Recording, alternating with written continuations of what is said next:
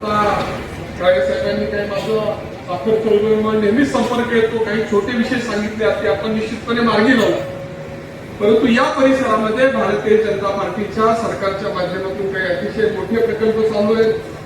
त्यांना गती देणं आवश्यक आहे. आम्ही सगळेजण प्रयत्न करतोय, परंतु या सहकार्यांचा भविष्यामध्ये त्याला हातभार लागू शकेल. पहिला अतिशय मोठा प्रकल्प सातत्यानं आम्ही पाठपुरावा करत होतो. तसं तर कैलासवासी बाबुराव पाचरले साहेबांनी मी सभागृहामध्ये पुणे नगर रोडचा उड्डाणपूल व्हावा आणि त्यानंतर पुणे सोलापूर रोडचा उड्डाणपूल व्हावा यासाठी सातत्यानं पाठपुरावा करत होतो. मला आपल्या सगळ्यांच्या समोर सांगण्यासाठी आनंद आहे की जवळपास 7,500 कोटीचं पुणे नगर रोडचं आणि 5,500 कोटी रुपयाचं पुणे सोलापूर रोडचं उड्डाणपुलाचं काम मंजूर झालं. त्याची एजन्सी फायनल झाली आणि पुढच्या 2.5 वर्षामध्ये ही कामं पूर्ण करण्याच्या दृष्टीनं आम्ही प्रयत्न करतोय. हे उड्डाणपुलाचं महत्व मला वाटतंय तुम्हाला सगळ्यात जास्त आहे, कारण की या परिसरामध्ये एका गावामधून दुसऱ्या गावामध्ये आपण कधी पोहोचू याचा भरोसा राहिला नाही. वाघोलीतून इकडून तिकडे जायला किती वेळ लागेल सांगता येत नाही. आणि सगळी भविष्यातील अडचण लक्षात घेऊन आम्ही त्याच्यामध्ये निर्णय घेतलाय.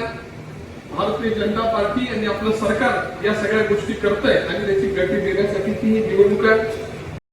हे शेवटपर्यंत आम्हाला समजत नव्हतं आणि शेवटी सगळ्यांनी मिळून योग्य असे निर्णय घेतले. पक्षश्रेष्ठींनी त्याला संमती दिली. या सगळ्यामध्ये मी तयारी केली होती.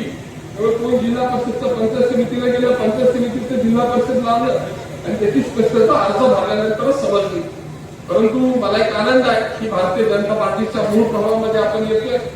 शेजारचा पुणे महानगरपालिकेचा निकाल लागताना मी अतुलजी तरोडे यांचं अभिनंदन करत असताना भारतीय जनता पार्टीला जो प्रतिसाद दिलेला आहे तो आम्हाला दिलेला प्रतिसाद आहे. आणि त्याचबरोबर पिंपरी चिंचवड मध्ये सुद्धा यश मिळालं, राज्यभर यश मिळालं. आणि आता पुढचा टप्पा जिल्हा परिषदांचा निवडणुका येतील जातील, परंतु आपल्या भागातील समस्या ह्या वाढतच गेल्या. त्याचं कुठलंही नियोजन झालं नाही. आणि माननीय मुख्यमंत्री या भागामध्ये अतिशय सातत्यानं लक्ष देऊन आहे. पुणे राज्यातील एक महत्वाचा भाग आहे आणि या भागातील नागरिकांच्या सुविधा झाल्या पाहिजे. एअरपोर्ट पासून पाण्यापर्यंत सगळ्या सोयी या भागामध्ये मिळाल्या पाहिजे. लोकांच्या समस्या सुटल्या पाहिजेत. आज मुंबईमध्ये महानगरपालिकेला जे यश मिळालं त्याच्यामध्ये मुंबईचं अतिशय उत्तम नियोजन भारतीय जनता पार्टीने मागच्या 10 वर्षामध्ये केलं आणि त्यामुळे लोकांनी त्या ठिकाणी वेळ दिलं.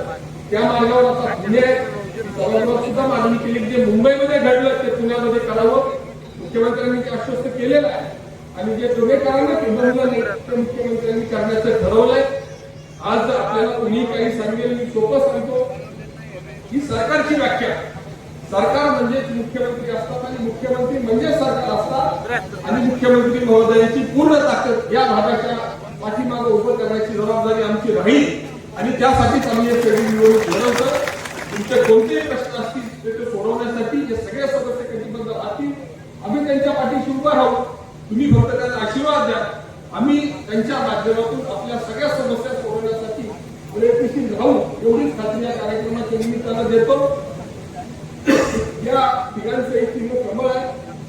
या तिघांनाही आपण सगळ्यांनी कमळ या चिन्हासमोरील बटन दाबून विजय करावं